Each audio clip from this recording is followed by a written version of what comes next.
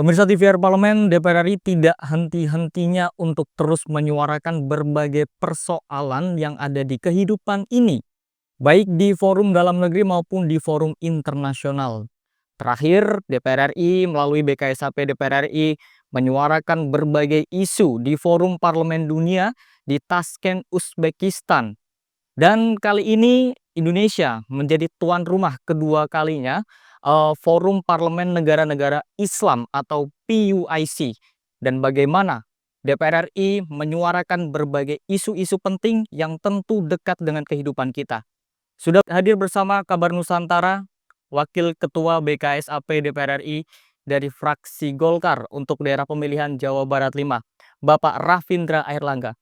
Pak Rafindra, terima kasih Pak sudah mau hadir kami undang di Kabar Nusantara. Terima Bapak kasih sehat? Bapak, sehat alhamdulillah. Sehat, alhamdulillah. Pak, ini Indonesia menjadi tuan rumah PUIC kedua kalinya nih Pak. Kira-kira esensi dari penyelenggaraan agenda-agenda forum parlemen seperti ini nih apa sih Pak? Jadi sekarang di bawah kepemimpinan Ibu Puan Maharani, Indonesia terpilih menjadi tuan rumah konferensi Parlemen OKI ke-19. Diagendakan pada 12 sampai 15 Mei. Penyelenggaraan acara ini bertepatan dengan 25 tahun hari jadi PUIC. Oke. Nah, konferensi ini mengangkat tema Good Governance and Strong Institutions as Pillars of Resilience. Oke. Kenapa tema ini penting?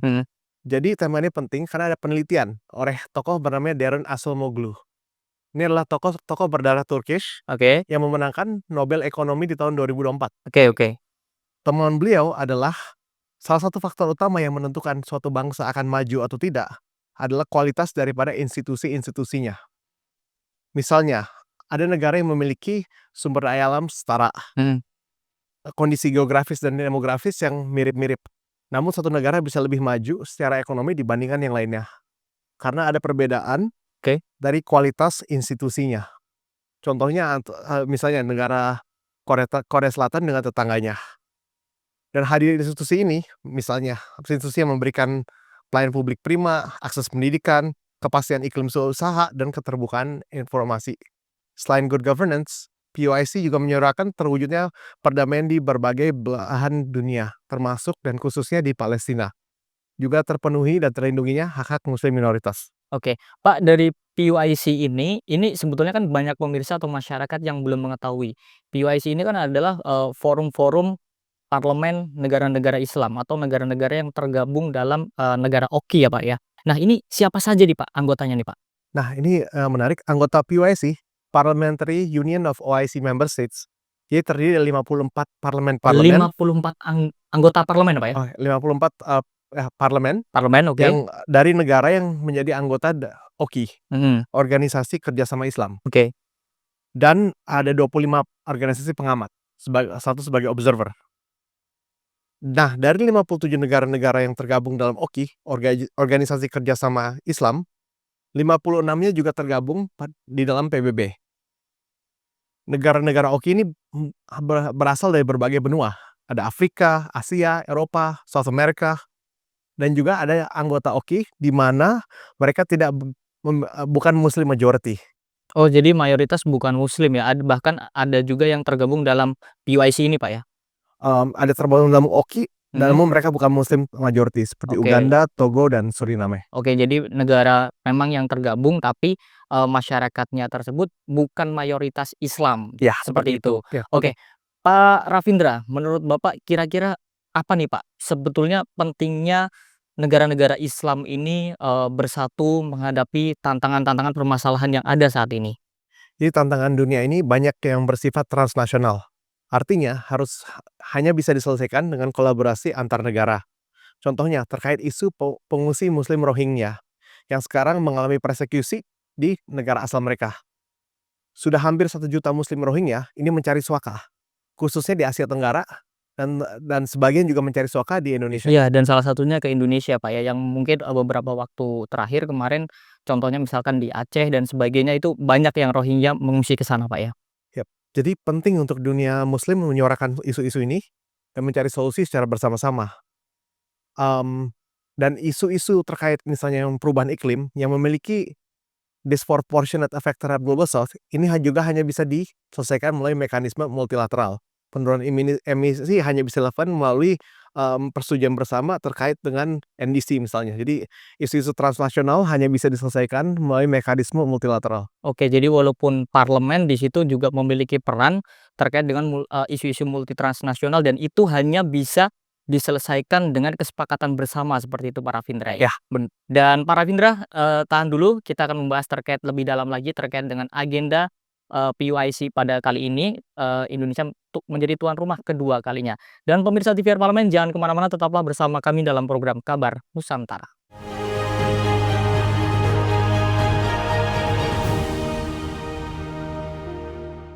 Baik pemirsa TVR Parlemen, kembali lagi dalam program Kabar Nusantara dan masih bersama Bapak Rafindra Airlangga, Wakil Ketua BKSAP DPR RI. Pak Rafindra, langsung saja nih Pak, kalau misalkan kita berbicara Indonesia, DPR RI dan khususnya BKSAP DPR RI, ini kan sudah sangat sering mengikuti forum-forum parlemen dunia. Ada APA, ada AIPA, dan besok ada PUIC, ada IPU. Sebetulnya khusus untuk PUIC nih Pak, bagaimana sih sebetulnya negara-negara Islam ini memandang Indonesia di kancah internasional? Nah, Indonesia adalah negara dengan muslim populasi yang terbesar Oke. dan, Indonesia dipandang sebagai etalase peradaban Islam bagi dunia, Mhm. yang menjunjung tinggi nilai toleransi, demokrasi, dan dianggap memiliki significant moral weight. Jadi bobot moral yang signifikan dan masukan-masukannya di berbagai isu, baik itu regional, transnasional, itu dianggap sebagai, suatu hal yang dianggap, serius oleh dunia Islam. Di antara negara-negara OKI, Indonesia juga salah satu negara yang memiliki, PDB terbesar. Oke. Lainnya termasuk misalnya Turki, Saudi Arabia. Mhm. Jadi Indonesia ini cukup dipandang ya Pak oleh negara-negara Islam atau mungkin bisa menjadi negara yang sebetulnya posisinya juga strategis di mata-mata internasional seperti itu ya? Sangat dipandang dan sangat dianggap memiliki, moral weight apa yang disampaikan, Mhm mhm. sebagai refleksi, populasi Islam terbesar di dunia. Betul, karena Indonesia ini memiliki populasi terbesar di dunia, Pak, ya. Dan Pak, PYC di bulan ini kira-kira dari BKSP DPR ini atau DPR RI akan membawa isu apa saja nih, Pak, di dalam, forum tersebut? Jadi ada isu-isu prioritas yang akan dibahas, di berbagai komite-komite. Heeh. Kemudian tujuannya adalah untuk menghasilkan resolusi atas pembahasan isu-isu itu di komite. Heeh. Mungkin sebut saja misalnya komisi tentang perdamaian, salah satunya tentang Palestina, komisi mengenai HAM, komisi mengenai perlindungan wanita dan anak-anak, komisi politik dan hubungan luar negeri, persoalan ekonomi, dan membahas mengenai, perlindungan, komunitas, Muslim minority. Oke, Pak Rafindra, jadi banyak ya isu yang dibahas atau yang akan, dibahas dalam forum tersebut, Pak Rafindra, ya. Tapi pasti ada dong misalkan target dari DPR RI kira-kira akan berfokus pada isu apa nih dalam agenda ini? Tentu ada isu-isu prioritas yang akan dibahas di berbagai komite-komite yang dibentuk, Mhm. dengan tujuan melahirkan resolusi bersama atas nama, PUIC. Heeh. Salah satunya komisi mengenai perdamaian, salah satunya membahas Palestina, Heeh. komisi mengenai hak hak asasi manusia, perlindungan wanita dan anak-anak, komisi mengenai politik dan hubungan luar negeri, dan perlindungan atas minority Muslim population di negara-negara tertentu.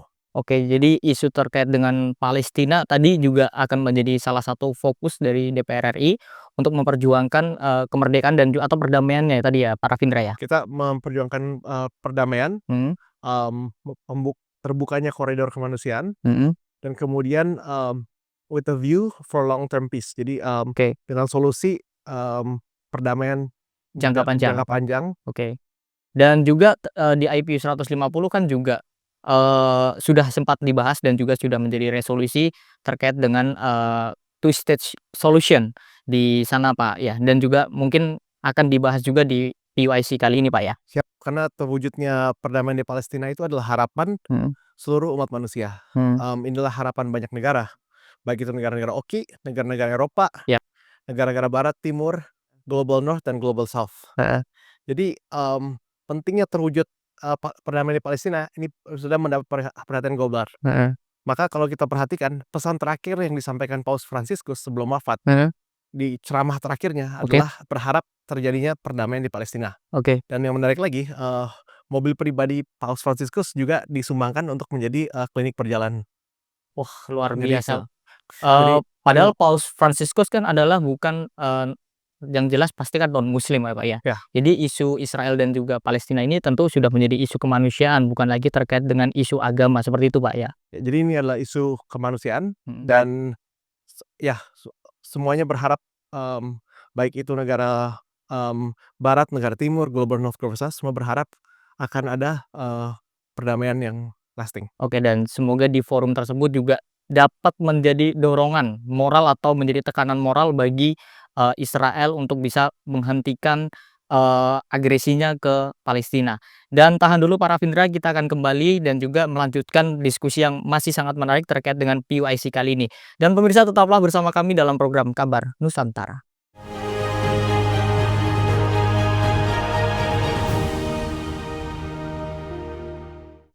Pemirsa, kembali lagi dalam program Kabar Nusantara dan masih bersama Wakil Ketua BKSAP DPR RI Bapak Rafindra Erlangga.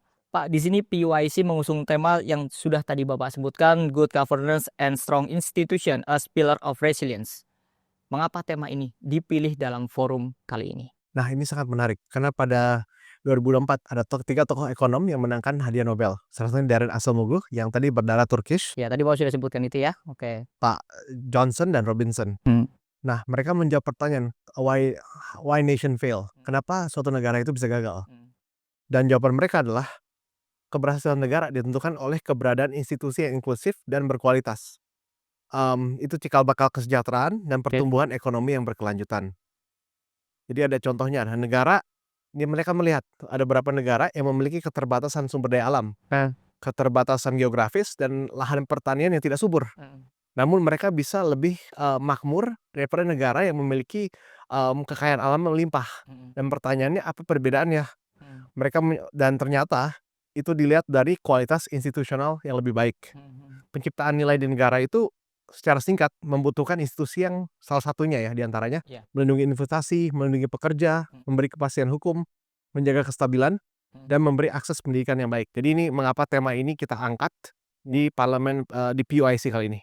Oke, dan kira-kira tadi Bapak sudah sebutkan ya berbagai deskripsi atau penjabaran dari mengapa tema tersebut dipilih. Namun sebetulnya kalau Pak Rafindra melihat apa sih Pak yang masih menjadi tantangan di negara-negara Islam atau negara-negara yang tergabung dalam OKI ini, apa mayoritas tantangan mereka? Jadi kalau kita perhatikan kerjasama perdagangan dan kerjasama secara umum antar negara OKI ini, belum optimal. Oke. Dengan sumber daya alam kolektif yang melimpah, OKI juga memiliki negara yang tersebar di berbagai benua, baik itu Afrika, Asia, Timur Tengah. Populasinya mencapai 1,9 miliar jiwa atau 25% dari populasi dunia. Apabila diperhatikan, memang perdagangan antar negara OKI ini mengalami peningkatan sebesar 1,23% dari tahun 2023 ke 2023 ini 884 miliar US dollar. Namun porsi perdagangan antara negara OKI, jadi porsi suatu perdagangan luar negerinya, negara-negara ini mengalami stagnasi. Jadi dari perdagangan luar negeri, perdagangan yang di antar negara OKI ini mengalami stagnan. Gitu ya, tidak bertumbuh seperti itu ya. Tidak bertumbuh. Jadi mengalami stagnasi berkisar di angka 19%. Sementara kalau sebagai perbandingan, Eropa perdagangan intraregional antara negara-negara EU itu sudah mencapai 60%. Jadi sebagai perbandingan dari proporsi perdagangan luar negeri, itu Uni Eropa itu intraregionalnya 60%. Dan untuk di ASEAN itu 25-30%.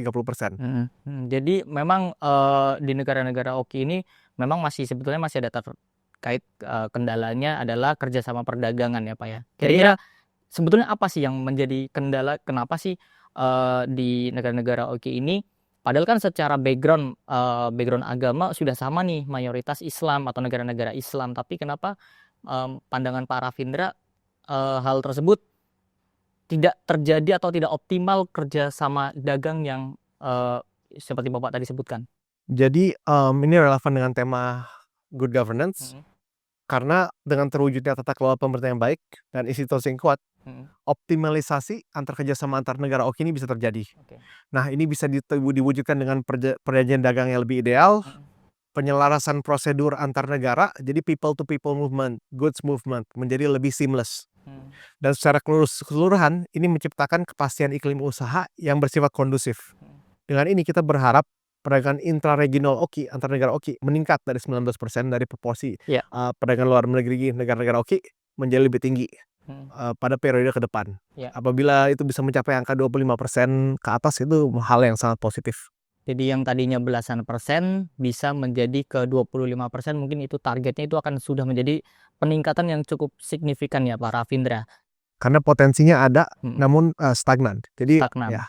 Padahal kan kalau misalkan kita melihat dari berbagai anggota-anggota negara OKI ini kan secara sumber daya punya ya Pak Ravindra ya, misalkan sumber daya alam dan sebagainya. Contohnya seperti Indonesia kan juga sebetulnya memiliki sumber daya yang sangat luar biasa. Tinggal bagaimana bekerja sama dengan negara-negara Islam ini untuk mau maju bersama. Seperti itu Pak Ravindra. Siap. Oke. Dan Pak Ravindra, tadi yang sudah berbagai kendala dan juga tantangan yang dihadapi oleh negara-negara Islam atau negara-negara yang tergabung dalam OKI ini, kira-kira pada tahun ini tema TUIC yang diangkat ini apakah cukup relevan untuk menjawab dari tantangan yang sudah ada? Cukup relevan karena ini dengan peningkatan kerjasama, penyelesaian negosiasi, penyelesaian tata kelola, maka itu akan membuat people to people movement, goods movement ini menjadi seamless. Ya. Dan memberikan kepastian dan tata kelola dan regulasi ketika terjadi sinkronisasi, maka angka perdagangan interregional antar negara OKI bisa ditingkatkan dari angka 19%, misalnya apabila bisa mencapai angka 25% itu hal yang positif. Oke Pak Ravindra, kalau misalkan kita melihat sebagian besar negara-negara OKI atau negara-negara Islam ini rata-rata adalah negara berkembang Pak. Bagaimana sih selain tadi mungkin ada kerjasama perdagangan nih, kerjasama seperti apa atau langkah konkret seperti apa nih biar bisa nih negara-negara Islam ini bisa maju bersama menjadi sebuah negara yang memang diakui oleh dunia bahwa negara-negara Islam ini adalah negara-negara yang maju gitu. Baik, jadi di OKI ini ada beberapa negara yang tergolong memiliki very high human development index. Di antaranya Qatar, UAE, Bahrain, dan seterusnya. Oke. Ada negara-negara juga yang masih dalam status negara berkembang, Ya. namun memiliki potensi untuk menjadi negara maju. Oke, jadi ada memiliki potensi ya di situ ya. Ya, memiliki potensi. Dan melalui forum ini, PYC, kita berharap negara-negara OKI misalnya bisa bersinergi, misalnya antara negara yang sudah berkembang dan belum dalam proses pengembangan, untuk mewujudkan potensi tersebut. Yap. Melalui misalnya peningkatan perdagangan, investasi, akses bagi UMKM, maupun pergerakan people atau goods movement. Ya. Nah, forum POS ini juga bisa menjadi ajang untuk sharing best practice terkait tata kelola. Jadi sebuah studi menarik ini tahun 2015. Oke. Berjudul Institutional Infrastructure Economic Growth in Member Countries of OIC. Yang mempelajari perkembangan 39 negara OIC dari periode 1983 sampai 2009. Studi ini menunjukkan setelah terbentuknya institusi politik, kemudian yang sudah memiliki governance yang mature dan baik, dan kemudian dihadirkan institusi ekonomi yang memiliki dampak positif pada pertumbuhan ekonomi dan menurunkan potensi konflik. Oke. Jadi karena hadirnya institusi di pelajari 39 negara OIC, negara yang pertumbuhannya baik, memiliki minimal konflik adalah negara yang memiliki tata kelola dan institusi yang baik. Oke. Kemudian studi yang menunjukkan banyak praktis yang bisa kita implementasikan juga antar negara OKI. Misalnya, ada efek positif daripada zakat. Jadi banyak negara OIC di Middle East and Africa region itu memiliki tingkat kemiskinan lebih rendah dibandingkan negara lain yang memiliki tingkat penghasilan yang sama. Jadi tingkat penghasilan yang sama, namun tingkat kemiskinannya lebih rendah. Karena ada praktek zakat.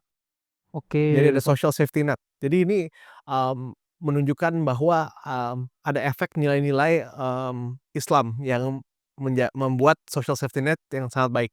Oke, jadi berbagai tadi Bapak sudah menjelaskan dan juga bahkan ada studi-studi yang sudah melakukan penelitian terhadap negara-negara OKI dan ternyata tadi ada yang menarik, minimnya konflik, kemudian tadi juga ada sistem yang diambil dari negara Islam itu zakat dan sebagainya, itu cukup membantu sebuah negara ini bisa bertahan terhadap tantangan-tantangan yang ada.